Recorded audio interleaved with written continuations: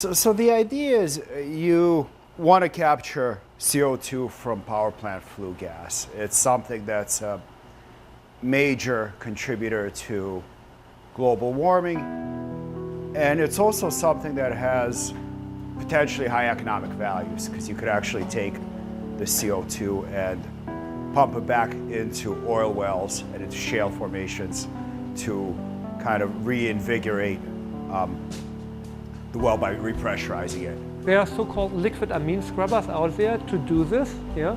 However, they are not stable. They decompose over time. They're rather expensive because you need to regenerate those materials, and you need to put a lot of energy in the system to regenerate these materials. We plan to use biomass to do this, yeah? But actually not biomass, yeah? We will transform biomass into carbons, into activated carbons. And those activated carbons, they are first of all cheap, yeah? Super cheap, this is what we need. And also, they are scalable, yeah? You can easily scale this up to the ton scale. And, but most importantly, they are very effective, yeah? They have high CO2 absorption capacities. And the only way to really be able to do this is to use effectively either waste or nearly waste, i.e. things that are close to being free precursors.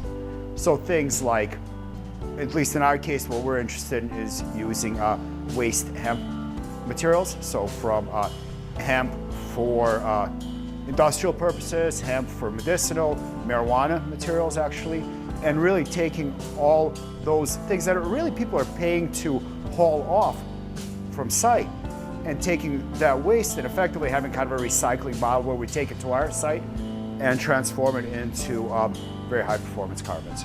So the thing with hemp is that the structure of hemp fibers and the inside of the hemp plant, the hemp herd, is such that, at least in my group, we've discovered that it's fairly, I wouldn't say completely straightforward, but very economical and very doable to take that initial structure and make it into a very high performance carbon. But the trick is to get the pore size, the porosity, and the chemistry correct. We haven't gotten the structure exactly where we want it to be at the kilogram scale, and we haven't gotten the cost where we want it to be for it to be very affordable for power plant applications for CO2 capture. But I think we'll get there within the next few years with some resources.